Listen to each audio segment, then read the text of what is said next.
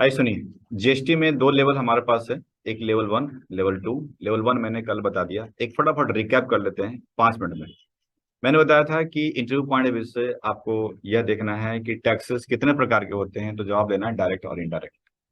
GST किस साल बना, तो जीएसटी अधिनियम 2017 पढ़ रहे हैं, यानी जुलाई 17 में बनकर तैयार हुआ। और जीएसटी है कि इनडायरेक्ट टैक्सेस। जीएसटी के अंतर्गत तीन आइटम जीएसटी में कभी भी कवर अभी भी कवर नहीं है। उसमें अल्कोहलिक लीकर, पेट्रोलियम मटेरियल और इलेक्ट्रिसिटी है। जीएसटी के कई प्रकार हैं: CGST, AGST, IGST, UT GST और कॉम्पनसेशन सेस। कहाँ कहाँ कैसे लगता है वो आपने कल देख लिया था। इसके अलावा जीएसटी आउटपुट इनपुट। आउटपुट मतलब सेल के वक्त जो हम कलेक्शन करते हैं वो आउटपुट है, जो हम परचेज में देते हैं वो इनपुट होता है। ये सब जानते हैं। लेकिन जीएसटी का जो टर्नओवर है वो आप मेन ध्यान देना होगा कि टर्नओवर का मतलब है कि वो फिगर जो कि सेल आउट करते हैं, जब सेल करते हैं तो बिना जीएसटी का फिगर जिस पे हम जीएसटी लगाते हैं वही हमारा टर्नओवर माना जाता है, यानी जिस अमाउंट के ऊपर जीएसटी लगाई जाती है उसको दूसरे शब्दों में टैक्सेबल वैल्यू, टैक्सेबल सप्लाई भी कहा जाता है। तो ये रही बात। इसके बाद नीचे कि जीएसटी का सारा बर्डन कंज्यूमर को पड़ता है, यानी बायर बायर अगर कंज्यूमर लास्ट कंज्यूमर है तो उसके ऊपर ही भार पड़ेगा। बीच बीच में जितने भी बायर एज ए बिजनेसमैन खरीदा है, एज ए बायर है बट बिजनेसमैन है, तो उसको कोई नुकसान नहीं है, क्योंकि आउटपुट माइनस इनपुट करके उसे जो पे किया हुआ जीएसटी है उससे वापस मिलता रहता है। तो इसीलिए उसको कोई अपना जीएसटी का नुकसान नहीं है। लेकिन अल्टीमेटली कंज्यूमर का नुकसान हो जाता है, जो मैंने कल काउंट करके दिखा दिया था। और जीएसटी निकालने का सबसे सिंपल तरीका आउटपुट माइनस इनपुट। लेकिन जीएसटी के डेफिनेशन में थोड़ा चेंज करवाया था। मैंने कहा था जीएसटी की डेफिनेशन में अब आपको थोड़ा सा स्टैंडर्ड शब्द यूज करना है कि GST goods and service tax full form तो है, but GST is a value added tax या मार्जिन एडेड टैक्स है। क्यों है, कल बता ही दिया था मैंने कि जो हम मार्जिन ऐड करते हैं सरकार उसी का टैक्स लेती है। लेकिन हमें उस तरह समझना थोड़ा मुश्किल हो जाता था, इसलिए output minus input so simple था, समझना आसान था। बट रियल में वो चीज नहीं है क्या, मार्जिन का टैक्स सरकार ले रही है। फिर मैंने कल बात करी थी कि कास्केडिंग इफेक्ट यहाँ पर नजर नहीं आ रहा है। वजह क्या है, टैक्स के ऊपर टैक्स जो आता था पहले, लगता था पहले जमाने में, तो वो अब खत्म है। तो ये पहले शीट से बहुत सारा क्वेश्चंस आपको इंटरव्यू के पॉइंट ऑफ व्यू से यहाँ पर नजर आ रहा था, जो मैंने आपको रिकैप किया। कोई कंफ्यूजन अब तक नहीं। अब चलते हैं शीट नंबर थर्ड के ऊपर। शीट नंबर थर्ड में मेरे को पढ़ना है जीएसटीआईएन के कॉन्सेप्ट के बारे में। जीएसटीआईएन मतलब मोटा मोटा बोले तो जीएसटी नंबर बोलते हैं, कि जीएसटी नंबर के बारे में मैं यहाँ पर पढ़ रहा हूँ। लेकिन टेक्निकल भाषा में इसे जीएसटीआईएन कहते हैं, goods and service tax identification number, यानी गुड्स एंड सर्विस टैक्स की पहचान संख्या जो किसी डीलर की होती है, उसे मोटा मोटा जीएसटी नंबर कहते हैं। इसको देखने के लिए gst.gov.in पे जा करके भी आप इसे देख सकते हैं। दिखाऊंगा बाद में, पहले हम देखते हैं यहाँ ये। सबसे पहले समझते हैं कि कोई भी डीलर अगर जीएसटी लगाना चाहता है इनवाइस के ऊपर, अब लगाना चाहता क्या है, क्या 100 से लगाना चाहता है? तो नहीं भाई। 20 लाख, 20 लाख से ज्यादा का अगर टर्नओवर एक साल के अंदर हो जाता है तो उसे जीएसटी नंबर लेना कंपलसरी है। लेकिन कुछ खास कंडीशन में 40 लाख की बनाई गई है, बट नॉर्मल समझिए कि 20 लाख से टर्नओवर अगर क्रॉस कर जाता है एक साल में तो आपको नंबर लेना अनिवार्य होगा। और अगर 20 लाख से क्रॉस नहीं करता है, नीचे रहते हैं, तो अपने शौकिया नंबर ले सकते हैं। शौकिया क्यों, ऐसा क्या पड़ गया शौक के लिए? तो इसीलिए क्योंकि भाई दुकानदार हो आप, नंबर अप्लाई करोगे तो आउटपुट इनपुट माइनस करोगे, तो इनपुट तभी माइनस करोगे ना जो आपके पास जिस नंबर होगा। तो इनपुट को, यानी उसको आईटीसी बोलते हैं, इनपुट लेने के लिए ही हमें जीएसटी नंबर लेना मजबूरी पड़ती है। अदरवाइज अगर इनपुट नहीं लेना है तो बचे रहो, इससे बढ़िया है दूर से ही नाता करो, अच्छा रहे। जैसे आईएम की बात करेंगे तो मैं 20 लाख से टर्नओवर नीचे का अगर हम रखते हैं तो उस हिसाब से मैं फालतू में जीएसटी नंबर क्यों लूं? अगर नंबर लेंगे तो क्या होगा, आपके ऊपर बर्डन पड़ जाएगा 18% जीएसटी का। ऐसी कोर्स का फी बढ़ जाएगा फालतू में 18%। बहुत बड़े अमाउंट होता है। 50,000 के बोले तो 18% लगभग 20, मतलब 10,000 के ऊपर चला गया, तो नुकसान आप ही लोग को होना है। तो इसीलिए जीएसटी नंबर लेने को मेरे को कोई भलाई नहीं है। ऐसा नहीं है कि मेरे को आईटीसी मिलेगा तो कोई सामान यहाँ बाई नहीं कर रहे हैं, कोई परचेज नहीं कर रहे हैं कि मेरे को नुकसान हो रहा है। इसलिए सर्विस वाले जीएसटी नंबर से जितना बच सकते हैं बचिए, शौक मत पालिए, ये शौक बड़ा महंगा पड़ेगा सर्विस वाले के लिए। लेकिन ट्रेडर हैं या मैन्युफैक्चरर हैं तो आपके लिए लेना अच्छा रहेगा, क्योंकि आईटी से आपको मिल जाएंगे जो जहां जहां से आप बाई करोगे मोटा मोटा पार्टी से, तो वो इनपुट आपको लगा कर जीएसटी लगा के देगा, वो आपका इनपुट माना जाएगा और वो आपके वापस मिलते रहेंगे। तो आपके लिए बेटर है कि आप जीएसटी नंबर लीजिए। जो जीएसटी नंबर जो अप्लाई करेंगे वो कैसे अप्लाई करते हैं वो मैं लेवल 2 में सिखाऊंगा कि कैसे अप्लाई करते हैं। यहाँ मैं सिर्फ जीएसटी नंबर के बारे में ही जिक्र कर रहा हूँ कि कितने नंबर का होता है। तो मैंने लिखा है कि every dealer business who charge GST on invoice then must having the GST number, उसके पास होना चाहिए। आइए, जीएसटी नंबर जो देख रहे होंगे वो पूरे के पूरे 15 नंबर का होता है, जो कि अल्फाबेटिक और न्यूमेरिक को मिक्स करके होते हैं, जिसमें कि स्टार्टिंग का 2 कोड आपके स्टेट को प्रेजेंट करता है। इंडिया के अंदर 28 राज्य हैं, इस तरह से 28 कोड बनाए गए हैं, जिसमें कि आसपास के जो बात करें, दिल्ली के आसपास की बात करेंगे, 07 दिल्ली का है, 06 हरियाणा का है, 09 बिहार, सॉरी यूपी का है, 10 बिहार का है। इस तरीके से आसपास के इलाकों की हम बात कर रहे हैं। 08 इवन राजस्थान का है, अड़ोसी पड़ोसी की बात करें तो ये स्टार्टिंग का 2 कोड से ये पता लग जाता है कि उसका बिजनेस किस स्टेट में है, जिस नंबर को देख करके। इसके बाद होता है 10 नंबर, इसके साथ में लगे हुए हैं, वो आपके पैन कार्ड होते हैं।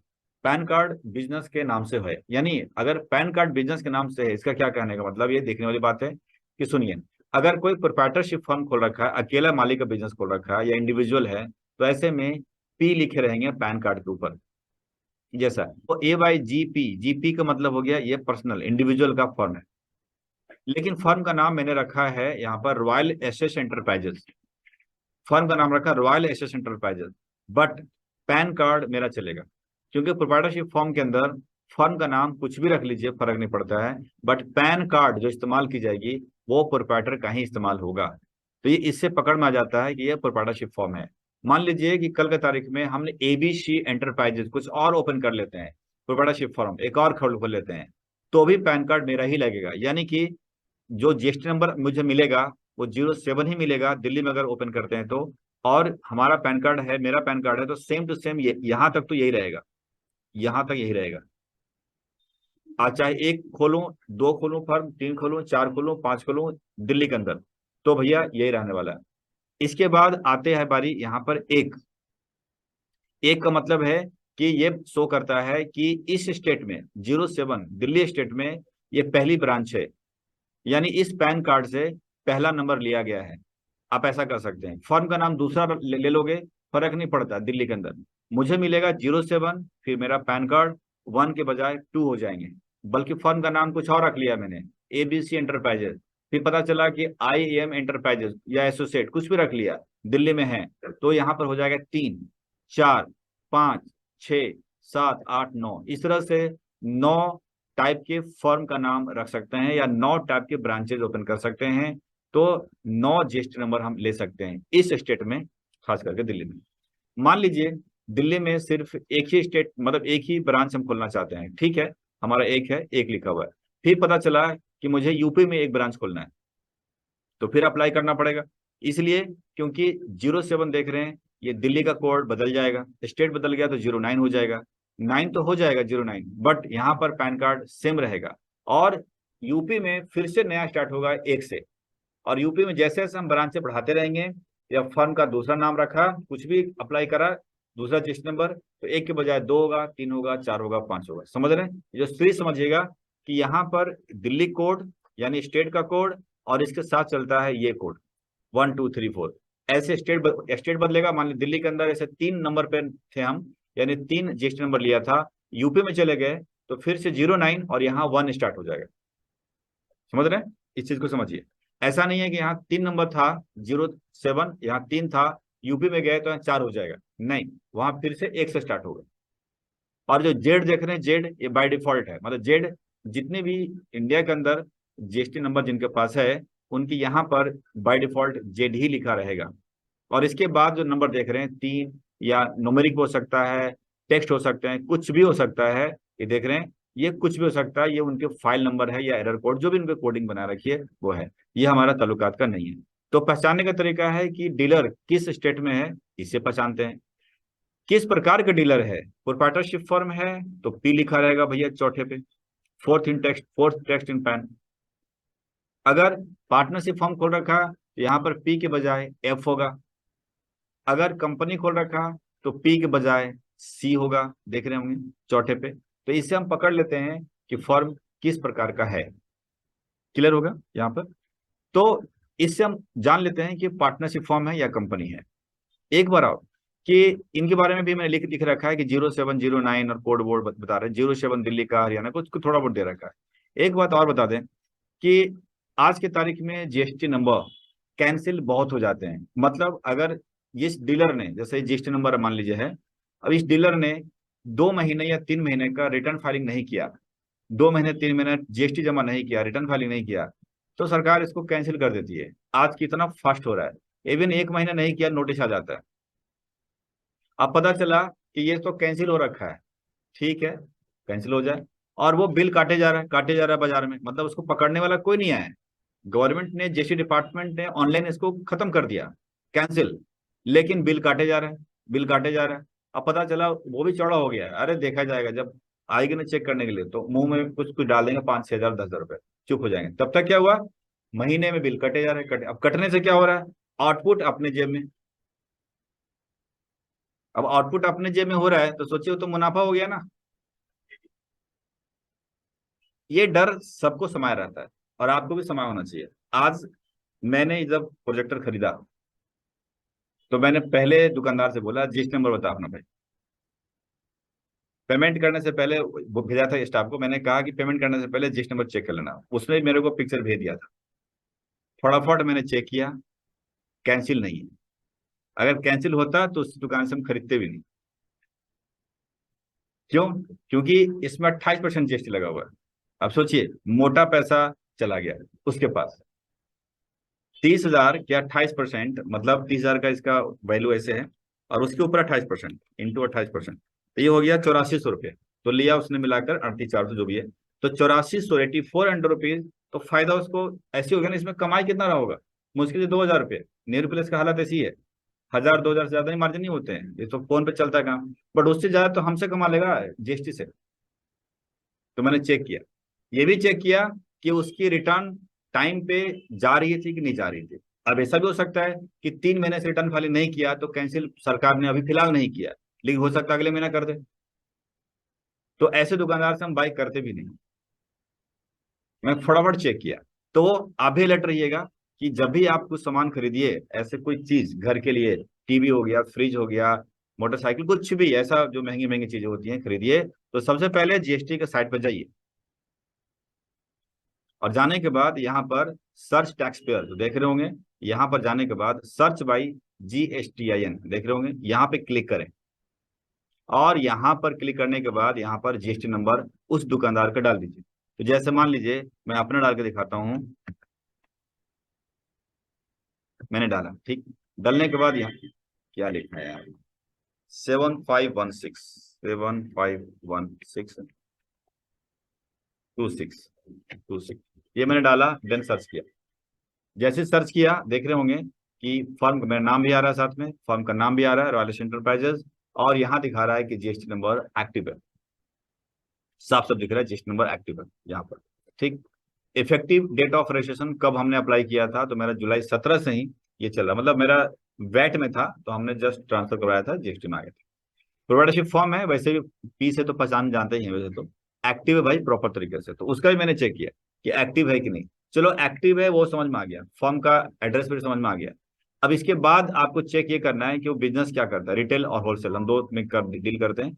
हम लोग क्या क्या बेचते हैं वो, उससे कोई खास मतलब नहीं है। मतलब है यहाँ है कि ये एक्टिव होना चाहिए, तो चलो ठीक है, प्लस रिटर्न टाइम पे जारी नहीं जारी, तो शो फाइलिंग टेबल यहाँ पे आएगा। जैसे क्लिक करेंगे नीचे आपको खुल जाएगा, यहाँ पर ये दिखा रहा है कि लास्ट रिटर्न कब गई थी। तो देख रहे हैं 2022-23, मतलब की साल की सितंबर क्वार्टरली रिटर्न जारी है। तो हर 3-3 महीना रिटर्न, मार्च के बाद जून, जून के बाद सितंबर रिटर्न जारी है, कंटिन्यू रिटर्न जारी है, टाइम पे रिटर्न जारी है, 3B। और ऐसी R1 जारी है, रिटर्न बिल्कुल टाइम पर। तो इसका मतलब है कि इस तरह के फॉर्म से खरीदने में कोई मनाही नहीं है, क्वार्टरली रिटर्न है, कोई इशू नहीं है। यहीं भी दिखाएगा कि R1 और 3B, तो ये दो अगर फाइलिंग मेन चीज होती है, ये जा रहा है, तो आप आराम से बेहिचक इस कंपनी से, फर्म से आप खरीदो, कोई इशू नहीं। यहाँ ये शो कर देगा, कंफ्यूजन ये भी हो रहा है कि अगर आप सपोज यहाँ पर देख रहे हैं जून के बाद सितंबर आ गया, तो यार ये बीच में लगता है कैसे गड़बड़ है, तो फ्रीक्वेंसी देख लीजिए कि रिटर्न फाइलिंग की फ्रीक्वेंसी इसकी कैसे जा रही है। तो साफ दिखा देगा भाई, गड़बड़ उसमें नहीं है, गड़बड़ है इसकी रिटर्न क्वार्टरली चल रही है, तो 3-3 महीने में फाइल करेगा, गलती थोड़ी ना इसकी है, तो उस लिहाज से बिल्कुल परफेक्ट है। समझ रहे हैं? तो जब भी सामान खरीदिए, पेमेंट करने से पहले जीएसटी नंबर लिखा ही रहता है बोर्ड पे जनरली, या बिल पे लिखा रहता है। पेमेंट करने से पहले 1 मिनट लगेगा, आप सर्च कर लो, मोबाइल आपके हाथ में होगा, फटाफट कि भैया यहाँ पर जीएसटी नंबर डाला, देख लिया एक्टिव है, फटाफट यहाँ गए, यहाँ देख लिया, रिटर्न बिल्कुल टाइम पे, बोला क्या करो भाई साहब, और कुछ नहीं, बस 1 मिनट के लिए पेमेंट कर दो। और अगर ऐसा डिफॉल्ट पाया जाओ तो पहले दिखा दे, चोर कहीं का, निकल जाए। ठीक, ये रिटर्न का टाइमिंग होता है ना, मंथली और क्वार्टरली। ठीक, ऐसा देखो, ऐसा ना कि ये प्रोजेक्टर हमने मेरे एक्चुअली फॉर्म दो है ना, एक तो आईएम चला रहा हूँ कोचिंग सेंटर, और एक है रॉयल जो दिखा रहा था। चल सकता है, लेकिन मैंने सिर्फ रजिस्टर्ड यहाँ पर जो जीएसटी नंबर जो लिया है वो सिर्फ लिया है हमने किचन टेबल के हिसाब से, मतलब अलग बिजनेस हमारा अलग। तो इस पे जीएसटी नंबर लिया, इस पे माल खरीदते हैं, माल बेचते हैं, बट आईएम को इसके अंदर शामिल नहीं किया। प्रोजेक्टर खरीदा है आईएम में, तो इसका हम जीएसटी, चूंकि जीएसटी नंबर ही नहीं लिया है, तो इसका आईटीसी मतलब बिल तो बनाया, इसे बना लिया। अगर हम चाहते तो इसके नाम से बिल बनवा सकते थे, इस जीएसटी नंबर के, तो हमें आईटीसी मिल जाता क्योंकि कैपिटल गुड्स में। लेकिन बिजनेस हमारा रिटेल और होलसेल का, तो इसमें प्रोजेक्टर क्या करेगा? तो सरकार भी देखती है ना कि जिस चीज को आपने खरीदा है, इस्तेमाल करने के लिए खरीदा है, मिल जाता, मशीनरी आइटम मिल जाता, मेरे को कोई दिक्कत नहीं थी। बट सवाल खड़ा है कि फिर हमें आईटीसी पकड़ में आ जाता कि आप प्रोजेक्टर को क्या कर रहे हो, यहाँ पर प्रोजेक्टर सेल ही नहीं कर रहे हो। तो ऐसा भी हो सकता है कि बड़ा बिजनेस है, प्रेजेंटेशन देनी होती है हमें, तो उसके लिए, तो भैया बड़ा बिजनेस है तो अंदर सेल इतना दिखता नहीं है, क्योंकि उतना बड़ा सेल अंदर है नहीं। तो इस लिहाज से ये बहुत पकड़ती है सरकार। ये छोटा सा बचाने के चक्कर में नोटिस आने का डर होता था, इस वजह से मैंने नहीं किया। हाँ, जहां जहां हाथ मारना था मार लिया। जैसे यहाँ एक एसी लगवाया था ऑफिस में, नया एसी लगवाया था, वो मैंने ले लिया। ठीक है, ऑफिस, अब तक मैंने एसी का क्लेम इस पे आज तक नहीं किया था जिस नंबर पे, तो मैंने एक बार कर लिया कि भैया छोटा ऑफिस है, एक एसी तो चाहिए ना, लगा दिया, जबकि लगाया आई में था। अरे क्लिप काट देना यार बीच में, छोड़ो, ठीक है। ठीक है, और मैंने फिर आई में यूपीएस बैटरी जब से खोला था तब से लेकर के पिछले साल खराब हो गया, कोरोना में थोड़ा बैठ गया, 6 महीना पानी वानी नहीं डालना, बिल्कुल बैठ गया था, तो पूरा सेट चेंज किया मैंने। तो पूरा सेट चेंज किया, तो उसमें फिर लग गया अच्छा खासा पैसा, खर्चा हो गया 30,000 के आसपास। तो उसमें भी 28% का यूपीएस बैटरी के ऊपर है, तो 28% ना हैवी, देखो ना, 30,000 का आइटम है, और 8400 का तो सिर्फ जीएसटी हो चुका है। तो ऐसे में हमें बच गया। एसी का भी 28% रेट है, तो आप मोटा मोटा समझिए वहां से क्लेम कर लिया। और यूपीएस है तो सिंपल, ऑफिस में तो यूपीएस चाहिए, तो वहां क्लेम कर लिया। तो वहां एक दाल गलने वाली बात है कि ऑफिस है भाई, एसी होता है, यूपीएस होता है, लेकिन ऑफिस है इसका मतलब थोड़ी है कि तुम डाल दो प्रोजेक्टर डाल दो, नहीं कर सकते हो। घर में भी ऐसे एक चेंज किया था हमने, उसका नहीं किया, क्योंकि एक से ज्यादा नहीं कर सकते। ऐसे में कई लोग फंसा है, कई लोग फंसे हैं इसमें, कि सोचते हैं कि आईटीसी मिल जाएगा या बिल इसके बना दे, बनाना तो आईटीसी, बट तो कैश तो मिलता नहीं है ना, वो आउटपुट में से इनपुट होगा, तुरंत आ जाता है कि आप 3-3 एसी 5-5 एसी क्या कर रहे हो भाई घर में, इतना बड़ा ऑफिस क्या है, वो धमाक से पहुंच जाएंगे ऑफिस में ही। या आपने आईटीसी क्लेम किया है तो कहाँ एसी होगा ना लगा हुआ, मुश्किल है। इसीलिए जितना ही करो उतना ही, जितना चलना चाहिए। अब 2 साल के बाद मान लीजिए फिर से यूपीएस का घर का मान लीजिए क्लेम करना हो तो कर देंगे, पर 2 साल में खराब फिर हो गया, या घर में फिर है, या कहीं एसी फिर लेना हो तो कर देंगे 2 साल में, बट फ्रिक्वेंसी इतना फास्ट नहीं करना चाहिए। ठीक है, अब डिस्पेंसर मशीन जो पानी पीने की मशीन है, वो फिर थोड़ा लग रहा है खराब, मतलब अभी तो ठीक ही चल रहा है, बाई चांस होगा तो हम कर लेंगे क्लेम, क्योंकि डिस्पेंसर भी ऑफिस में होता है, अभी तक क्लेम नहीं किया है ना, समझ रहा है ना? तो लोग क्लेम करो, आईटीसी क्लेम करो, लेकिन सतर्क हो करो। आज भी मेरे को मांग रहा था कि सर जीएसटी नंबर है ही आपके पास तो दे दो, उन्होंने भाई तो बिना जीएसटी नंबर बिल काट, ऐसे ठीक है, इसको बचाने के चक्कर में फंसूंगा, वो और लफड़ा है ना बहुत बड़ा। एक चीज पूछेंगे, हाँ जो डिस्क्रिप्शन में लिखेंगे हम उसी में बिजनेस कर सकते हैं, हाँ, कुछ जो भी ऐसा सब कुछ लिख देंगे हम, ना इसलिए वो ना ना ना करा कि डिस्क्रिप्शन में जो चीज लिखा है कि बिजनेस उसी में करना चाहिए, तो बिल्कुल इसी में ही करना चाहिए। इसके अलग अगर बिलिंग काट दिया, बिना एचएसएन, जो एचएसएन देख रहे होंगे डिस्क्रिप्शन लिखा हुआ है, इसके अलग बिलिंग काट दिया, कुछ और कर दिया, तो फिर नोटिस आ जाएगी कि भाई इस एचएसएन का तो आपने रजिस्टर्ड ही नहीं है, फिर आपने बिल कैसे काटा? तो इसका मतलब है मुझे तो एचएसएन भर देना चाहिए, 10, 15, 20, 50। तो ऐसा भी नहीं करना चाहिए। अगर आपने एचएसएन भर दिया और उसका बिलिंग 6 महीने तक नहीं कटा उसमें, तो फिर नोटिस आ जाएगा कि आपने इतना एचएसएन किया है, फिर बिल तो कट ही नहीं रहा उसमें।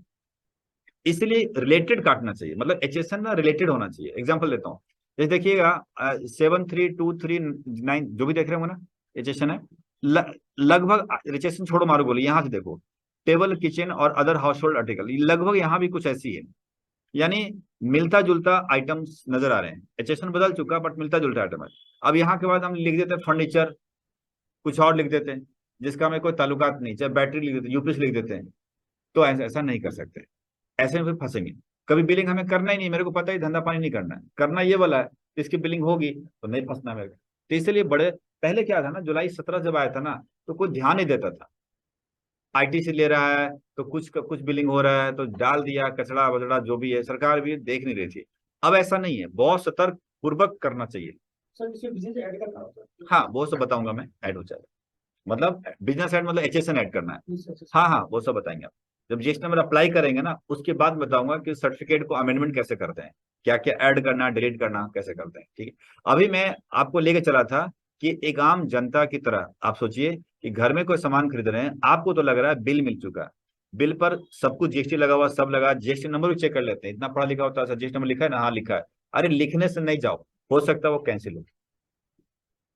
तो एक आध एग्जाम्पल आपको दे रहा हूँ कि क्या कैंसिल वाला भी कभी आपने देखा है, तो देख लेते हैं। ये देखिए, शायद ये महानुभाव इनका कैंसिल है, क्योंकि ये हमारी कुछ पार्टियों का है, जो कोरोना काल में 3-4 तो कैंसिल हो गया था, रिटर्न ही नहीं भरा था, सरकार भी फटाफट कैंसिल कर दिया। तो चलिए मैं चेक करता हूँ, मैंने एक का जीएसटी नंबर डाला है, डालने के बाद इस कैप्चर को डालते हैं 301753, ये मैं डाला एंड सर्च किया। देखिए जैसे मैंने सर्च किया, यहाँ ये कैंसिल्ड शिव मोटो आ रहा है, राधा नीलू एंटरप्राइजेस कैंसिल शिव मोटो। ठीक, शिव मोटो का क्या मतलब है? शिव मोटो का मतलब है नोटिस आया डिपार्टमेंट की तरफ से और उन्होंने कैंसिल किया। अगर नोटिस ना आता, खुद से कैंसिल करवाते, जैसे बिजनेस बंद कर रहे हैं, मुझे नहीं चलाना बिजनेस, नंबर कैंसिल करना चाहते हैं, तो वहां तो होता वॉलंटरी, स्वेच्छा से बंद करवाया, कैंसिल्ड है ऑन वॉलंटरी, स्वेच्छा से। बट शिव मोटो का मतलब है आपके पास एक नोटिस आई थी, आपने जवाब नहीं दिया। ऐसा नहीं होता है कि एक लेटर भेज दिया कैंसिल कर दिया, नहीं, पहले लेटर भेजते हैं कि आपका जिस नंबर हम कैंसिल कर रहे हैं, तो यहां लिखा रहेगा सस्पेंडेड, सस्पेंडेड लिखा रहता है कि हम तत्काल आपका सस्पेंड कर दिया। जैसे किसी की नौकरी लगती है, घोटाला कर दिया, तो नौकरी थोड़ी छटा देता है, पहले सस्पेंड करता है, उसके ऊपर केस चलता है, सुनवाई होती है, अगर वो कहता है कि नहीं सर मेरी गलती थी, हर्जाना वर्जाना जो भी था भर करके फिर नौकरी पे आ गया, अगर नहीं सुनेगा तो नौकरी से हट जाता है। यही कहानी यहाँ भी है कि आपको टाइम दिया जाएगा 15 दिन का, उसके अंदर अंदर आप डिपार्टमेंट को नोट भेजिए, रिप्लाई करिए कि उसने नोटिस भेजा है, कैंसिल करेगा। उसमें लिखा रहता है आपने 2 महीने से रिटर्न नहीं फाइलिंग करा, 3 से नहीं करा है, कुछ और बातें हो सकती हैं, कुछ भी बहाना हो सकता है कि आपका रिटर्न नहीं गया, या आपने लॉ को तोड़ा है। क्यों लॉ को तोड़ा है? क्योंकि आपने काम किया था वर्क कॉन्ट्रैक्ट के, बिलिंग कर दिया ट्रेडिंग का, बिलिंग कुछ और कर रहे हो आप, ये भी एक लॉ तोड़ने वाली बात हो रही है। कुछ भी एचएसएन कोड ये था, आपने एचएसएन कुछ और बिलिंग कर दिया, ये भी लॉ तोड़ने वाली बात है, उसको पकड़ लिया तो कैंसिल कर देगा। या आपने आईटीसीआई से भर भर के लिए ले रखा है जिसका कोई आज तक बिल काटा ही नहीं, तो वो भी जैसे मान लीजिए 4-5-10 एसी का आपने ले लिया, घर का, इसका, उसका, रिश्तेदार का, सबका, दोस्त में गए, अरे मेरा जिस नंबर है लगा लियो, ऐसा भी है आजकल तारीख से, लगा दियो ठीक है, अब बस पार्टी करेंगे, बस ठीक है। ऐसा में, अब ऐसे में कर दो दिया, अब पार्टी मना, क्योंकि आ रहा नोटिस। तो ऐसे में भाई उनको तो ये लग रहा है ना कि तुमने 10 एसी खरीदा, मतलब तुमने परचेज गुड्स के लिए किया हुआ, अब उसको बेचोगे कभी। वो ध्यान दे रहा है यार 3 साल से तुम एसी लेकर बेचा कभी नहीं, बेचा कभी नहीं, बेचा कभी नहीं, तो हो क्या रहा है ये? और पता चला कुछ और बात, मतलब साथ में ऐड कर रहे हैं, ये क्या हो रहा है? उसका बिलिंग आज तक नहीं हो रही है, फंस रहे, समझ रहे हैं? इसीलिए बिलिंग होना जरूरी है। ऐसे बहुत सारे पॉइंट होते हैं जिनके थ्रू नोटिस भेजते हैं। नोटिस भेजने के बाद अब आपका शो मोटो में आ जाता है कैंसिल। कैंसिल कब किया उन्होंने? सितंबर 1 17 को। अब देखिएगा सितंबर 1 17 को कैंसिल हो गया, तो यहाँ पर इनकी रिटर्न का देखते हैं कि क्या कंडीशन है। उन्होंने सितंबर 2017-18 लास्ट उन्होंने नाइट फाइल किया था, उसके बाद नोटिस आई थी, उसके बाद से आज तक कुछ हुआ ही नहीं, और ये पार्टी फिर आगे सो के उठी ही नहीं। अब उसके बाद कैंसिल, दो कैंसिल। अब कैंसिल से क्या नुकसान है? नुकसान नंबर 1, ये जो पैन कार्ड देख रहे हैं, यानी जीएसटी नंबर का जो पैन कार्ड देख रहे हैं, ये आपकी डिफॉल्ट में आ गया। अब आप अप्लाई करने सोचिएगा, अरे छोड़ कैंसिल कर दिया, समझता क्या आपने आप, मैं तो फलाना एड्रेस पे ले लूंगा, लेके देख तो ले, देगा ही नहीं, कहेगा ये पैन कार्ड डिफॉल्ट में चला गया, कैंसिल हो गया। इसीलिए पहले इसको करिए क्लियर, तब आपको मिलेगा नया। हाँ इतना कर सकते हैं कि मान लीजिए खुद के नाम पे था, अब ये तो आप डूबी गए, अब दूसरे का नाम ले लेते हैं, मैरिड है कोई तो वाइफ के नाम ले लिया तो चलेगा, भाई का नाम पे ले लिया तो चलेगा, क्योंकि वो तो सरकार थोड़ी समझ रही कौन क्या है, वो तो अलग हो गया। लेकिन आपके अपने जीएसटी नंबर लेना चाहते हैं नाम पर और पैन कार्ड खुद लगाना चाहते हैं तो अब नहीं हो पाएगा, दिक्कत है। वो तुरंत वहां दिखा देता है कि डिफॉल्टर में ये, ठीक। तो ऐसा बहुत कुछ है, इसलिए अपने पैन कार्ड को कभी डिफॉल्ट में ना बनाएं। जो है लिया है तो रिटर्न फाइलिंग करो। सरकार कौन सा कह रही है कि तुम रखो, कह रहा कैंसिल करो, खुद ही दबा दो ना कैंसिल बटन, हो गया कैंसिल। काम क्या करना है तुम्हें? अब तुम सो गए, रिटर्न नहीं भरा है कि अरे हमें क्या करना है। अब ऐसे में तो पेनाल्टी बढ़ते रहती है और वो कैंसिल भी हो गया, फिर सुनवाई भी नहीं होता है। तो ये सब आपको दिक्कत है as a businessman. But as a public अगर बात करें तो इतना अलर्ट हो जाएगा कि आपको, आप जो भी सामान खरीद रहे हैं वो उस कंपनी से खरीदिए या उस फर्म से खरीदिए जो जीएसटी कैंसिल ना हो। ऐसे में देखिए जीएसटी कैंसिल हो जाता है, उसको भी नहीं पता होता है। वो सोचता है बिजनेसमैन की चल 2 ही महीने तो हुआ फाइल कर देंगे, पता चलेगा कैंसिल हो गया। मेल आया था पढ़ा नहीं, मेल आया था पढ़ा नहीं, बिलिंग कर रहा है कर रहा है कर रहा है, अब बाद में पता चलता है कि सब कुछ तेरे ये तो खत्म हो गया। अब 4 महीने से वो जीएसटी खा रहा था बैठ करके। ऐसा ही होता है। मान लीजिए 5 महीना बंद भी करना पड़ा बिजनेस, नया नाम से खोल दिया, तो 5 महीने का तो जीएसटी खा गया वो, जब मोटी अमाउंट खा गया वो तो उतना तो मार्जिन नहीं खाता है। क्या लग रहा है इसमें 8400 रुपये मार्जिन लिया होगा? मतलब ही नहीं बनता है, 1000 2000 मैक्सिमम, लेकिन 84 रुपये मेरे से खा जाता है अगर हम चेक नहीं करते तो। मैंने पहले चेक किया तो मैंने बोल दिया था पेमेंट ऐसे मत दियो, पहले चेक कर लेना। उधर वो चेक किया, फटाफट मैंने चेक किया, समझ रहे? तो जीएसटी नंबर चेक करना जरूरी है। आज की तारीख में ऐसा भी हो रहा है कि रिटर्न फाइलिंग हम लोग कर रहे हैं तो उसमें क्या हम लोग देख रहे हैं कि R1 होता है, जीएसटी R1 होता है, एक सेल उसमें जाती है, और जीएसटी 3 भी होता है जिसके अंदर परचेज दिखाते हैं। तो जीएसटी R1 हम सेल बता रहे हैं, जैसे मैंने मान के चलिए मैं सेलर हूं और मैंने आपको माल सेल किया, आपने माल खरीद लिया जिस नंबर के साथ और हमने जीएसटी लगा के दे दिया, जैस और आपका कैंसिल हो गया, मतलब पिछले महीने ही कैंसिल हो गया था, फिर भी आप मेरे से खरीदा।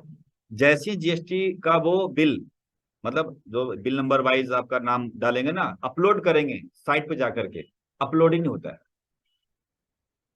वो अपलोड ही नहीं होता है। वो कहता है कि ये जीएसटी नंबर कैंसिल है, अपलोड नहीं होंगे। तो हमें तो पता चल गया कि अपलोड नहीं हो रहा भाई, तो फटाफट हम लोग चेक करते हैं यहाँ जाकर के जीएसटी वाला साइट पे जाकर के, तो पता चलता है कैंसिल है। मैं पार्टी को फोन करता हूँ कि भाई तुम्हारा जीएसटी कैंसिल है इसलिए अपलोड नहीं हो रहा है। कहता है कैंसिल है, तब पता चलता है कैंसिल है। मेल आया होगा, देखा होगा, नहीं होगा। अब ऐसे में क्या होता है कि उसके जीएसटी नंबर डालकर हम जीएसटी R1 फाइल कर ही नहीं सकते हैं। फाइल नहीं करेंगे तो उनको आईटीसी मिलेगा नहीं। तो मैं साफ साफ बोल देता हूँ, मेल कर देता हूँ कि आपका जीएसटी नंबर कैंसिल है, आपको आईटीसी नहीं दे रहे हैं। नहीं दे रहे हैं क्यों? क्योंकि हम R1 फाइल ही नहीं करेंगे, यहाँ अपलोड नहीं करेंगे। तो ऐसे में मैं भैया गड़बड़ नहीं हूँ, मैं 2 नंबर नहीं कर रहा हूँ कि आपको जीएसटी खा रहा हूँ मैं। कहाँ से डालें? डाल ही नहीं सकते हैं जीएसटी R1 में आपका नाम, जीएसटी नंबर, तो वो तो आउटपुट मेरा अपना हो गया ना। तो यहाँ पर दो बातें करते हैं, पार्टी से समझौता करके।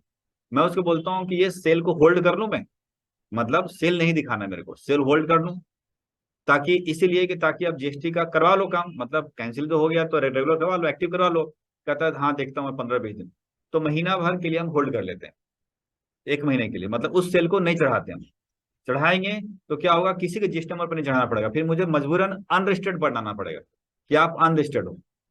अब फिर सोचो क्या होगा, 1 महीने बाद फिर शोर मचाओगे सर मेरा रजिस्टर नंबर एक्टिव हो गया, अब डाल दो। अरे अब कहाँ डाल दो भाई, मैंने डाल दिया, पैसे भी चले गए सरकार के पास। समझ रहे बात को? इसलिए वो 1 महीने के लिए होल्ड कर लेते हैं। नेक्स्ट मंथ फिर पूछता हूँ कि क्या है भाई, कहता है अभी तक एक्टिव नहीं हुआ, अब बता क्या करें। तो ऐसे में दो बातें हैं, या तो मैं उसको खा जाऊं मिला जुला करके, भाई कौन जान रहा है, आपने क्लेम करना नहीं है तो सेल कंप्लीट ही नहीं है। और या तो फिर मैं अनरजिस्टर्ड में डाल करके सेल कंप्लीट करके उसको दे दें सरकार को जीएसटी। लेकिन वो रिकमेंड हम नहीं करते। वजह क्या है, तुम दो, मतलब दोगे भी तो कौन सा तुम, मतलब सेल तुम्हारी कंप्लीट तो मानी जाएगी, बट वो किसी बंदे का नाम ही नहीं है ना, तो उससे बढ़िया खाओ ना, मजा आएगा। बोल बोल के खाओ, मेल कर दो कि हम तुम्हारा होल्ड कर रहे हैं, जब एक्टिव हो बता दियो मेरे को, मैं डाल दूंगा सेल। बस 2-3 महीना तक खुद ही कैंसिल रखता है, यहाँ पैसे आगे डालते ही नहीं हम सेल, समझ रहे हैं? तो ये भी हो रहा है। तो ऐसे में क्या हुआ, मतलब खा रहे हैं सीना ठोक करके। अब सवाल खड़ा है कि अब कभी कभी वो सामने वाला कहता है तो मैं काम करता हूँ, आपको पेमेंट तो कर देता हूँ लेकिन जीएसटी काट के, मान लो ऐसा। मगर बकवास मत कर, मैं डालने के तो तैयार हूँ, मुझे तो पूरे पैसे चाहिए, हम तो डाल चुके हैं यहाँ पर। अनरजिस्टर्ड में ऐसा बहाना मार दो। अनरजिस्टर्ड में किसी का नाम नहीं आता है, बल्कि एक लमसम डालना पड़ता है पैसा, कि हमने एक महीने के अंदर ऐसे 50 लोगों का माल बेचा, लमसम इकट्ठा अमाउंट। अब इकट्ठा अमाउंट में तुम्हारा अमाउंट भी घुसा हुआ, उसको दिखा देते हैं फिगर, ले भाई तुम्हारा डल चुका है, कौन कह रहा नहीं डाला, डाल दिया मैंने। अगली बार रिवर्स कर देंगे, उल्टा पुल्टा घुमा देते हैं। नहीं तो ऐसे भी आपको बनाने तैयार हो जाते हैं कि जीएसटी तो हमें मिलता ही नहीं है, मिलेगा नहीं, तो काम करो सामान की कीमत ले लो, बस काम खत्म। मैंने कहा था ना भाई, मुझे जीएसटी के साथ चाहिए, क्योंकि कल के तारीख में बाई चांस मेरे पास अगर नोटिस आती है कि आपका पूरा कंप्लीट सेल नहीं है, तो उस वक्त तो भरना पड़ेगा ना मुझे। तो इस तरह पहले तो पैसा आ जाए, मतलब ये काम आज की तारीख में हो रहा है। यहाँ पर एक माथा पच्ची हो रहा है बहुत ज्यादा। अभी हाल में बात है, पिछले मंथ की बात है, अक्टूबर महीने की, रिटर्न जा रही थी, स्टाफ बैठा हुआ था, और हम लोग जेसन के थ्रू अपलोड करते हैं, मतलब टेलीमेंट्री होती है, जेसन निकलता है, अपलोड हो जाता है। अपलोड कर रहे हैं, अपलोड ही नहीं हो रहा है, अपलोड ही नहीं हो रहा है। मैंने कहा क्या, तो मैंने देखा यार कितने बिल अपलोड हुए हैं। क्या होता है ना, जैसे अपलोड करोगे ना, जैसे मान लो 10 बिल है और एक का कैंसिल है, तो 9 चढ़ जाएगा, 9 ले लेगा और एक नहीं लेगा। तो हमने बोला कि देख काउंट कर, बोला 9 लिया, 10 नहीं लिया, तो एक काउंट कर, देखा देखा तो ये कैंसिल लगे, फिर कैंसिल है तो हमने अपलोड कर दिया वही 9 को 9। एक कैंसिल, एक अपलोड ही नहीं करा, और हमने फोन भी नहीं किया। क्यों? जब नंबर ही एक्टिव नहीं है तो वो उसके टू ए में जाएगा। तो ये कहानी थोड़ा सा बना हुआ है कैंसिल वाला। और यहाँ पर अपलोड पहले हो जाता था, अपलोड अपलोड नहीं होता है, तो ऐसे टेक्निकल है। R1 3 में पढ़ेंगे, उधर अभी मत जाइए, वो तो बात छेड़ा तो बता दिया मैंने।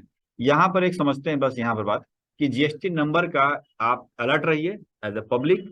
और बिजनेस में काम करेंगे तो वहां तो ऑलरेडी आपको वैसे पता लग जाता है, अपलोड के वक्त ही पता लग जाता है कि जीएसटी नंबर इसका कैंसिल है। ठीक है, तो और कोई खास अभी इसमें कुछ नहीं है। नीचे में ग्रे कलर में मैं लिख रखा कुछ, इसको मत पढ़िएगा, ये कुछ किसी ने पूछा होगा, समझाया होगा, मत पढ़िए। जो है वो ये व्हाइट वाला, उसको पढ़ना। कोई क्वेश्चन यहाँ पर? नहीं। अगले चलते हैं शीट नंबर 5 पे। अब हमें पढ़ना है एच एशियन कोड, यानी इनवाइस बनाते समय हमें सामान की जो कीमत होती है वो तो लेते ही हैं, और उनके साथ साथ सामान की डिस्क्रिप्शन डालना पड़ता है, लिखना पड़ता है, और साथ साथ एक कोड डालना पड़ता है, जिसे बोलते हैं एचएसएन कोड। अब एचएसएन कोड होता क्या है? पहली बात, इसका फुल फॉर्म, एचएसएन का फुल फॉर्म है harmonised system of nomenclature. Harmonised system of nomenclature. Government ने, जीएसटी डिपार्टमेंट ने घोषणा किया है, वैसे तो बहुत पहले से आ रहा है इसे, कि एक आइटम को, एक आइटम जो ट्रेड हो रही है मार्केट में, पूरी इंडिया में ट्रेड हो रहा है, उसको लोग कई नाम से पुकारते हैं, अपने अपनी भाषा में अपनी अपनी चीजों को लेकर पुकारते हैं। और वही चीज अगर बिल पर लिख दें तो सामने वाला बंदे के पास माल पहुंचेगा तो वो कंफ्यूज हो जाएगा। जैसे आप, हम लोग मान के चलिए कि कुछ प्याज का धंधा पानी करते हैं, अनियन प्याज का धंधा पानी करते हैं, और हमने मुंबई से प्याज खरीदा, तो वो क्या लिख के देगा वहां? कांदा 100 किलो। अब हमने तो कांदा मंगाया ही नहीं था, माल आ चुका है, तो हम लोगों ने माल मंगाया था प्याज अनियन, लेकिन बिल पर लिख दिया। अब कांदा आ तो गया मेरे पास, लेकिन मतलब प्याज आ गया लेकिन बोरी में पैक है। अब हम सोच रहे हैं कि बोरी क्यों खोलते हैं, बिल देख लेते हैं ना क्या आइटम आया, कांदा नहीं, मुझे नहीं चाहिए, गलत माल आ गया, फोन घुमा देते हैं। ऐसे इंडिया के अंदर अगर तमिलनाडु में चले जाइए तो हो सकता है वहां कुछ और बोलता हो, ऐसे कहीं और चले जाइए, मतलब इंडिया में इतनी भाषाएं बोली जाती है कि एक चीज को अगर पुकारा जाए तो काफी चीजें पुकार जाएंगी। ठीक, ऐसे में सोचिए वही चीजें बिल के ऊपर लिखा जाए तो बड़ा कंफ्यूजन है। कभी ओल का नाम सुना? ओल सुना है? बिहार से हो क्या? अच्छा, इसलिए। ठीक, क्योंकि मैं भी बिहार का हूँ, तो उसमें हम लोग ओल किसको बोलते हैं मालूम है? अच्छा चलिए, यहाँ से पूछे, जिमीकंद सुना है? जिमीकंद। अब आपने जिमीकंद तो नहीं सुना है? वो तो यही बोलते हैं, दिल्ली में बोलते हैं जिमीकंद।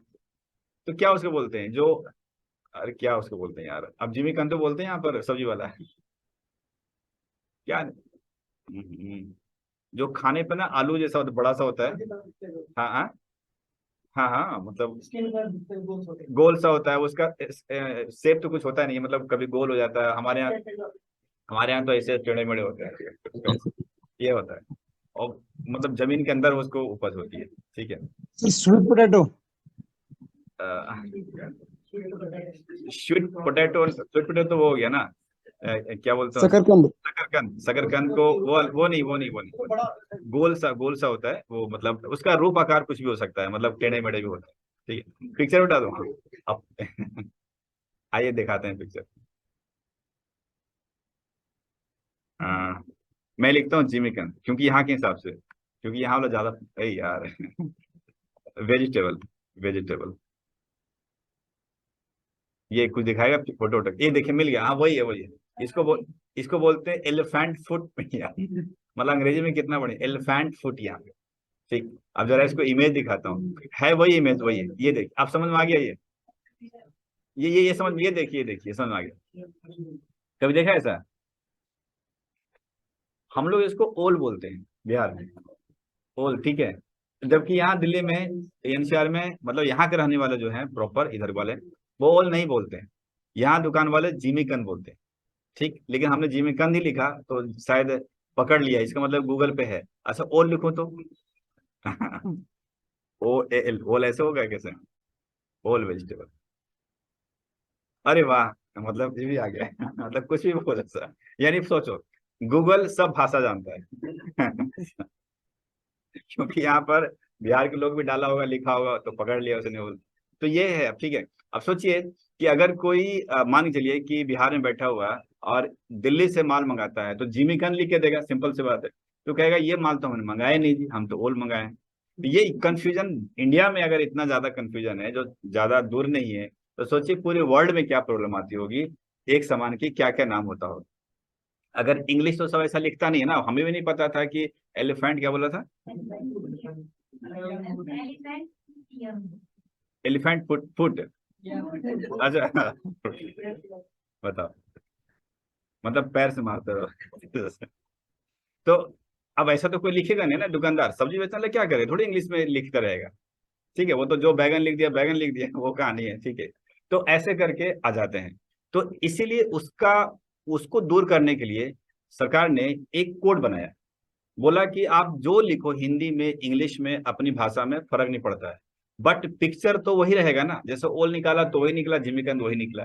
कहता पिक्चर उसी तरीके का है, तो उसका कोड दे दिया।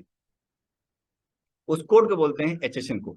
यानी आपको आइटम का नाम या पिक्चर डालना है डालो, नाम लिखना लिखो आपकी बला से, बट उसके साथ साथ में कोड देना जरूरी है। एग्जाम्पल, जैसे मान लीजिए हमारे इस बैच में या कॉलेजेस में, मान चलिए कि ऐसे 3 कैंडिडेट्स जिसका नाम मिस्टर महेश है, एग्जाम्पल। तो महेश महेश महेश, तीनों का सेम नाम है। रजिस्टर्ड तो है नहीं कि तूने महेश क्यों रख लिया था भाई, तीनों रख सकता है कोई। अब ऐसे में अगर मैं क्लास में बैठा है, मैं बोलता हूँ कि महेश, अब तीनों खड़े हो जाएंगे, हाँ सर। तो कंफ्यूजन है कि महेश कौन भाई। तो ऐसे केसेस में अगर मैं उनको कोड से पुकारता हूँ, रोल कोड, जो कि सबका यूनिक है। रोल कोड ऐसा नहीं कि सबका एक जैसा है, रोल कोड सबको अलग दिया गया है। तो रोल कोड पुकारते हैं तो सिर्फ एक ही बंदा आएगा जो उस रोल कोड को डिनोट करता है। यही कहानी यहाँ भी, कि आपको उसी तरीके से दिखने वाला आइटम बहुत हो सकते हैं, नाम जो पुकारना पुकारो, बट अगर उसके प्रॉपर कोड दे दिया जाए तो उससे क्या होगा, प्रॉपर वही यूनिक आ जाएगा। मान लीजिए मेरे पास अगर जिमी कंद के नाम से बिल आ गया, लेकिन कोड लिखा है उसका जिमी कंद का, तो हम क्या करेंगे, जिमी कंद को मारो गोली, हम एचएसएन डालेंगे ना, तो पिक्चर आ जाएगा। तो हम समझ जाएंगे अरे यार वो कुछ और लिख दिया है, यही आइटम। समझ रहे हैं? तो एचएसएन से हम आइटम पकड़ लेते हैं। तो एचएसएन इसीलिए यूनिवर्सल पूरे वर्ल्ड में इसका ज्यादा ही मूल्य है। अब देखा जाए तो पहले से भी चल रहा था, ऐसा नहीं है कि अब पहली बार आया है। ये जीएसटी से आने से पहले भी एचएसएन कोड का महत्व था। तो अब देखते हैं कि HSN stands for Harmonized System of Nomenclature. This system has been introduced for the systematic classification of goods all over the world. पूरे संसार में इसका यूज होता है। HSN कोड 8 नंबर के होते हैं, और अगर HSN कोड ढूंढना चाहते हैं गूगल पे, तो बड़े मजे से आप इसे ढूंढ सकते हैं। एग्जाम्पल, आप लोग को लिखना है HSN कोड, किसका लिखना है वो सामने आपको लिखना है। जैसे वेजिटेबल ऑयल मान के चलिए, कंप्यूटर लिखता है अभी, कोड ऑफ कंप्यूटर, मैंने कंप्यूटर लिखा, ठीक है ऐसा। और लिखने के बाद आपको 2 कोड आया। 2 कोड इसलिए आया है क्योंकि मैक्सिमम लोग 2 कोड इस्तेमाल कर रहे थे पहले, बट ये धोखे मत रहिएगा। एचएसएन कोड 8 नंबर का होता है, इसलिए 8 नंबर वाला ढूंढो कि है कहां पर। मिल गया, 84713010, ये कोड हो गया 8 नंबर, ये आपकी कंप्यूटर का कोड आ गया। अब इस 8 कोड में यूज करने का तरीका उन्होंने 1 अप्रैल 2021 से थोड़ा चेंज किया था। पहले कुछ और था, 1 अप्रैल 21 से चेंज किया, वो मैं आपको रिसेंटली बता रहा हूँ। इसमें कहा गया कि अगर आप एक्सपोर्ट इंपोर्ट करते हैं, यानी इंडिया से, यहाँ से इंडिया से बाहर माल देते हो, बेचते हो, तो आपको 8 कोड, यानी अगर कंप्यूटर बेच रहे हो तो पूरी 8 कोड इनवाइस के ऊपर डालना अनिवार्य होगा। और उसी तरीके से इंडिया से बाहर माल से माल आता है तो उस पार्टी को कहा गया कि आपको 8 कोड बिल डालना अनिवार्य है। बट अगर इंडिया में सेल कर रहे हैं, अगर इसी सामान को in case of good sold with in India कर रहे हैं, तो आपका नियम कुछ ऐसा होगा। ए नंबर पे, if dealer having annual turnover of last financial year, जैसा भी चल रहा है नवंबर 2022, तो आपको देखना है पिछले साल की 21-22 की। 21-22 की अगर हमारी फर्म की टर्नओवर 5 करोड़ रुपए से ऊपर थी, टर्नओवर सेल फिगर ऊपर थी, तो हमें स्टार्टिंग का 6 नंबर डालना जरूरी है। स्टार्टिंग का 6 नंबर मतलब ये वाला 847130 तक।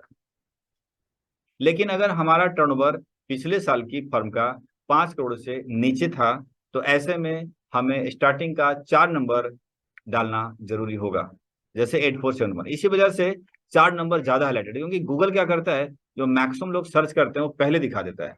और 5 करोड़ टर्नओवर से नीचे वाले ऐसे बहुत लोग बिजनेसमैन हैं जो इंडिया में हैं, तो वो सर्च करते होंगे, इस वजह से वो टॉप में दिखा दिया, यही बात है। अदरवाइज ये पूरी का पूरी 8 नंबर का, किसी भी आइटम का 8 नंबर का एचएसएन कोड होता है, और वो 8 नंबर आप डाल सकते हैं।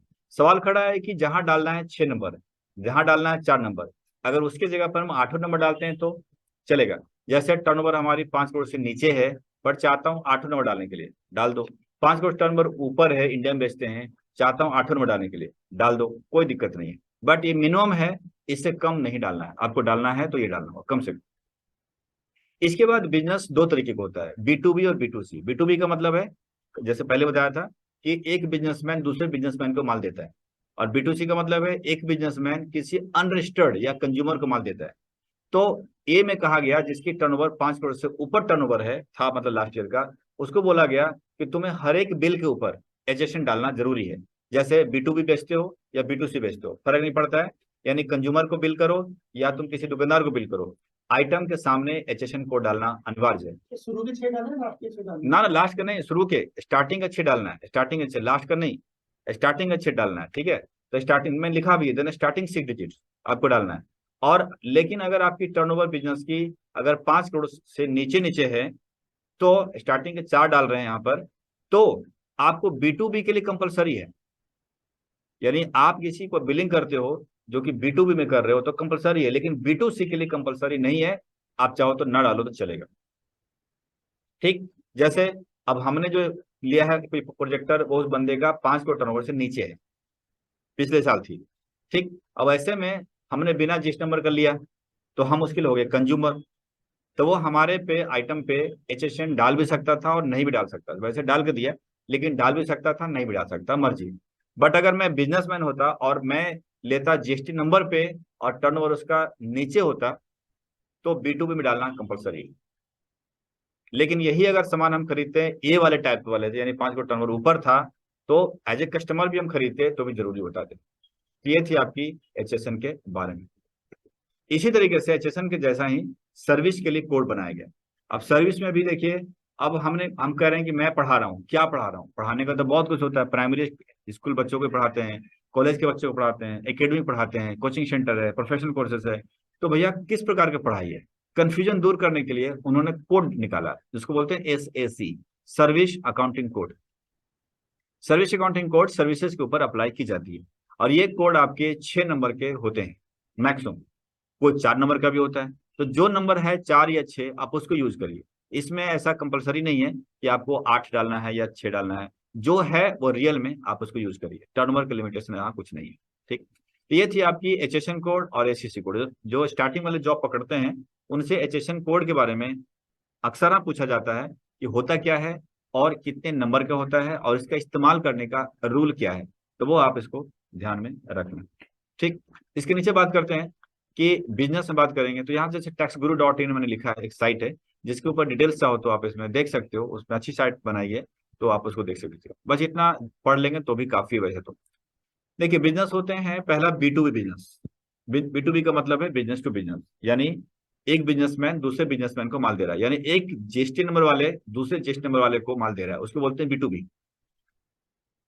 दूसरा होता है B2C, बिजनेस टू कंज्यूमर, यानी एक बिजनेसमैन जिसके पास जीएसटी नंबर है किसी अनरजिस्टर्ड जिसके पास जीएसटी नंबर नहीं है उसको सामान बेचते हैं, तो कहलाता है बिजनेस टू कंज्यूमर। आपको जीएसटी लगाना है, आप बिजनेसमैन हो ना, आप चाहे किसी बिजनेसमैन को बेचो या कंज्यूमर को बेचो, फर्क नहीं पड़ता है। आपके पास जीएसटी नंबर है तो आपको जीएसटी लगाना ही पड़ेगा।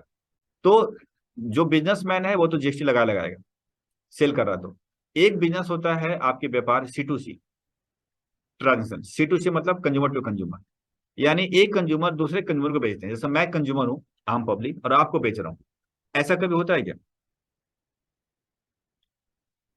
एक कंज्यूमर दूसरे कंज्यूमर को माल देते हैं, कभी सुना है?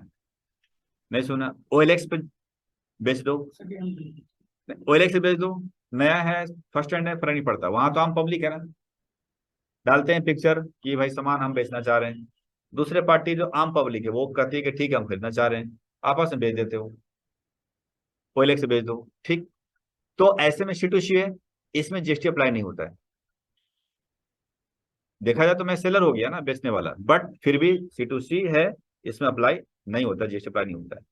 अगला है C2B, कंज्यूमर टू बिजनेस। एक कंज्यूमर किसी बिजनेसमैन को बेचता है माल, मतलब हम कंज्यूमर हैं और किसी बिजनेस को माल बेचते हैं, कोई दुकानदार है उसको देते हैं माल। कि वैसा तो सुना है? क्या कभी स्क्रैप नहीं बेचा? कबाड़ी नहीं वाला नहीं आता वो घर में? आता है, कबाड़ बेचते हैं। अब वो क्या है, बिजनेस है उसका, तो C2B है। ऐसे में हम हो गए सेलर, हो गए बायर, लेकिन जीएसटी अप्लाई नहीं है इसके अंदर, ठीक। तो दो जगह पे जहां कंज्यूमर सेलर बन रहा है, जहां कंज्यूमर बन रहा है सेलर, वहां पर जीएसटी अप्लाई नहीं, क्योंकि ऐसे में फिर जीएसटी नंबर हर कंज्यूमर को लेना पड़ेगा, फिर तो बड़ा मुश्किल काम है, इसीलिए अप्लाई नहीं है। हाँ, अगर बिजनेस मैन बने हुए हैं और फिर किसी को माल देते हैं तो आपको जीएसटी लगाना पड़ेगा, ठीक है। तो कभी कभी घुमा फिरा कर ऐसे क्वेश्चन भी पुटअप कर बैठेंगे, बड़ी बात नहीं है, तो उसको मैंने यहाँ पर क्लियर किया। तो ये थी HSN, ये था सर्विस अकाउंटिंग कोड। कुछ पूछना है पूछिए। ठीक। एक बिल्कुल, कोई आइटम ढूंढोगे सबका अलग अलग। आलू, हाँ आलू प्याज सबका अलग, बिल्कुल। जैसे HSN code of potato, potato, सुनिए देखिए, HSN कोड के बारे में पूछ रहे हैं ना, तो मैं बताता हूँ। HSN कोड किसी आइटम का नहीं होता है, HSN कोड होता है डिस्क्रिप्शन का। क्योंकि आइटम तो उससे संबंधित कई चीज, जैसे कंप्यूटर का पार्ट करें, आजकल कंप्यूटर का कई रूप बदल रहे हैं, पोर्टेबल कंप्यूटर फलाना, कंप्यूटर फलाना, नाम तो बहुत तरह रख दिया। काम क्या है, डेटा प्रोसेसिंग, जो तरीके, इसीलिए HSN कोड डिस्क्रिप्शन का होता है, आइटम का नहीं होता है, इसको ध्यान रखिए, उससे संबंधित। तो हो सकता है कि आलू और प्याज का दोनों का HSN कोड सेम हो, क्योंकि जो देखा डिस्क्रिप्शन देखा जाए तो एक जैसा है, लेकिन देखना पड़ेगा, क्योंकि पोटैटो का काम अलग है, अनियन का काम अलग है, ठीक। कोई एक आंखों आंखों में आंसू नहीं दिलाता है, एक आंखों में आंसू दिलाता है, हो सकता है उसके हिसाब से वो अलग कर दिया हो। लहसुन लेंगे उसका अलग होगा, लेकिन अगर हम ऐसे सोचते हैं अनाड़ी की तरह, तो सब एक वेजिटेबल का पार्ट आता है, तो शायद सबका एक ही होना चाहिए, बट कहना मुश्किल है, ये कह नहीं सकता हूं मैं। HSN बहुत तेरे है। HSN का लिस्ट अगर जानना चाहते हैं आप डिटेल्स में, तो मैं आपको GST का साइट पे ले चलता हूँ, gst.gov.in। इसके ऊपर जब जाइएगा, यहाँ पर आप सर्विसेज में जाएंगे, सर्विसेज में जाने के बाद यहाँ पर यूजर सर्विसेज मिलेंगे, और यहाँ पर आप HSN कोड आप देख रहे होंगे कहीं ना कहीं, ठीक है, सबसे फर्स्ट में, ठीक है। Services, then user services, then HSN code. जैसे आप जाइएगा तो आपको यहाँ पर HSN को सर्च कर सकते हैं, मतलब एक तो यहाँ से HSN आप निकाल लीजिए, जैसे मान के चलिए कि मैंने अभी कंप्यूटर का HSN कोड निकाला था 8471, लेकिन एक कभी कभी शायद काम नहीं करेगा, 8471 3010, 3010, ये मैंने लिखा, सर्च किया, वो सर्च ही करता रहेगा, क्योंकि इसके अंदर अभी प्रॉब्लम चल रही है साइट के ऊपर। तो उसने क्या किया, बोला कि हमें प्रॉब्लम है ना, उसने HSN का डायरेक्टरी ही एक्सेल में दे दिया, आप यहाँ से डाउनलोड कर लो। डाउनलोड करेंगे, पूरा पूरा HSN देखिए आ गया। अब इसको ओपन करता हूँ मैं, एक्सेल में देखिए HSN आ गया। अब देखिए इसमें दो है, service accounting code and HSN goods के लिए, सर्विस के लिए सर्विस अकाउंटिंग कोड। HSN में आइएगा, ये कोड आपकी स्टार्ट हो चुका है। कोड कहाँ तक है, तो देखिए कहाँ तक, 17,585। इसका मतलब है पूरी दुनिया में 17,585 वैरायटी के आइटम, कभी भी इसमें कंप्यूटर ढूंढोगे नहीं मिलेगा, डिस्क्रिप्शन मिलेगा। एग्जाम्पल के तौर पर लेता हूँ कि मान लीजिए इसी को मैं सर्च करता हूँ, इस डिस्क्रिप्शन को सर्च, इसमें तो होगा कहीं ना कहीं। Control F and control we and find all करते हैं, देखिए फाइंड ऑल में सिर्फ एक जगह मिला, हमने इतना फाइंड किया एक जगह मिला, लेकिन उसको पढ़ते हैं, जब इसको क्लोज करते हैं पढ़ते हैं, देखिए ये मिल गया ना यहाँ पर, 14,882 वाली लाइन पे है। ऐसे ढूंढना मुश्किल काम होता है, तो गूगल पे जाइए, आप आइटम ढूंढिए, फट से मिल जाएगा, उसको लेकर के इसके अंदर सर्च कर लीजिए, तसल्ली हो जाएगी कि नहीं भैया सब कुछ ठीक है। गूगल पे तो कुछ भी हो सकता है, समझ रहे हैं? गूगल पे तो टैली 11 भी मिल जाते हैं, जबकि है नहीं ऐसे, 111 मिल जाएंगे, मतलब मालूम है ना, कुछ भी हो सकता है, खतरनाक है गूगल। यहाँ आइए, अब इसको जरा देखिए, कभी भी ये नहीं लिखा है कि अपने लैपटॉप का कंप्यूटर का पढ़ोगे तो बड़ा अजीब सा दिखेगा, automatic data processing machine and unit air of magnetic फलाना फलाना फलाना फलाना, मतलब इससे संबंधित जो काम हो रहा है पूरी डिस्क्रिप्शन नजर आ रहा होगा। ये 3 लाइन में डिस्क्रिप्शन है, देखिए लास्ट में अगर उसने लिखा पर्सनल कंप्यूटर, लास्ट में आकर के, अदरवाइज उससे संबंधित सब देखिएगा लिखा हुआ है। तो डिस्क्रिप्शन का होता है, आइटम का एचएसएन कोड नहीं होता है। तो अगर मैं फिर से आलू प्याज पे आते हैं और ढूंढते हैं, मतलब ढूंढने में क्या दिक्कत है, ढूंढते हैं HSN code of potato, potato potato, आजा भाई कुछ तो आजा। पोटैटो जीएसटी रेट 701 नंबर दे रहा है, 701 नंबर क्या होता है, कुछ दे बड़ा अच्छा, 8 8 नंबर दे। 07 यहाँ देखिए, पोटैटोस, शायद अंग्रेजी सही लिखा होगा हमने, 07। अब चलिए इसको हम कोड को कॉपी कर लेते हैं, इसको सबसे आसान तरीका, और इस एक्सेल शीट पे चलते हैं और कंट्रोल एफ लगाते हैं, पेस्ट करके फाइंड ऑल में चलते हैं, देखते हैं क्या होता है। फाइंड ऑल में फाइंड ही नहीं कर रहा है, मतलब शायद वो गलत एचएसएन कोड को सर्च कर रहा है। ठीक है, चलिए मैं एक फाइंड करता हूँ, पोटैटो, पोटैटो गलत लिखा क्या, POTATO है ना, पोटैटो सही है। फाइंड ऑल, हाँ, पोटैटो के नाम से बहुत सारा मिल गया, इसका मतलब है पोटैटो का भी कई वैरायटी है भाई। चलिए कोई बात नहीं, एक हम कोई भी टिक कर लेते हैं यहाँ से ताकि वहां पहुंच जाए। नेक्स्ट, यही तो आ गया, देखिए अब जरा क्लोज करके देख लेते हैं। अब इसके थोड़ा बाहर आते हैं, देखिए 701, हाँ सही लिखा था वहां पर, 701 से स्टार्ट है, और 701 में पोटैटो फ्रेश और चिल्ड शीट, तो पोटैटो फ्रेश, मतलब देखिएगा थोड़ा थोड़ा थोड़ा चेंज होने लगा, देख रहे हैं। 702 में आ गया पोटैटो, मतलब इसके अंदर भी पोटैटो का टाइप है। अच्छा टोमेटो आ गया, सॉरी टोमेटो आ गया।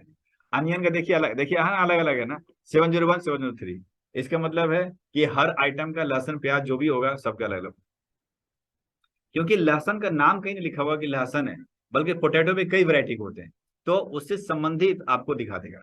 कभी कोई लगेगा आइटम का नाम सर्च कर रहा है, कभी लग रहा है उसका टाइप सर्च कर रहा है, तो उस तरीके से आपको आ जाएगा। ठीक है, तो ये थोड़ी सी मुशक्कत करनी पड़ती है। अब सवाल है कि क्या ये अकाउंटेंट को मुशक्कत करनी है, कभी तकलीफ झेलनी है, तो मैं कहता हूं कि झेलना है। कब झेलना है, मैन्युफैक्चरिंग कंपनी में काम करोगे तो झेलना होगा आपको, ट्रेडिंग में करोगे तो नहीं झेलना है। क्योंकि देखो मान लीजिए कि मैं कोई आइटम बेचता हूँ, ठीक है, मैं ये बेचता हूँ, क्या इसको बोलते हैं, कैलकुलेटर बेचता हूँ, ठीक है, कभी भूल जाते हैं, तो कैलकुलेटर, तो ऐसे में देखिए क्या होगा, अब हमने बेचना है, तो आपसे खरीदता हूँ, आप मैन्युफैक्चरर हैं, आपसे खरीदता हूँ, आप मेरे को बिल थमाओगे, उसमें लिखोगे एचएसएन कोड, हमने एचएसएन सर्च किया, पाया गलत है, क्या फर्क पड़ता अपने भी, हमने आपको फोन कर दिया भाई साहब एचएसएन गलत है। अब एचएसएन गलत है, ठीक है, उसने बोला एचएसएन गलत है, ठीक है अगली बिल में देख लेंगे, देख लेता हूँ। इसका मतलब ये नहीं है कि मैं एचएसएन ढूंढ लिया बढ़िया वाला इसका, और मैं आगे बिलिंग करूंगा, तो बढ़िया वाला से बिलिंग करूंगा, तो ये गड़बड़ हो जाएगा। ऐसा गलती नहीं करना चाहिए, ट्रेडर को नहीं करना है, करना चाहिए नहीं, नहीं करना है, क्योंकि इस एचएसएन पे माल खरीदा है, तो सरकार भी यही समझ रही है कि यही एचएसएन माल बिकेगा, अब चाहे गंदा है तो गंदा ही बिकेगा। अगली बार एचएसएन ठीक करके आया है तो उस लॉट का माल फिर एचएसएन बदलना पड़ेगा मेरे को, फिर वो माल बिकेगा। तो देखो टेंशन किसको हो गई, मैन्युफैक्चरर के, बट ट्रेडर को टेंशन नहीं है, जो एचएसएन लिख के आया है वही एचएसएन हम अगले इनवाइस के ऊपर डालेंगे और माल बिकेगा। लेकिन मैन्युफैक्चरर के लिए तो अब चीजें इतनी नई नई चीजें बन रही है, वो ढूंढो बैठ करके, लगेगा टाइम, 5 दिन 6 दिन 10 दिन कुछ भी हो सकता है, क्योंकि वो आसान नहीं है टन ढूंढना, देख रहे हैं ना। डन, चलिए आज इतने ही रखते हैं, कुछ और सवाल तो करिए, अदरवाइज रखता हूँ।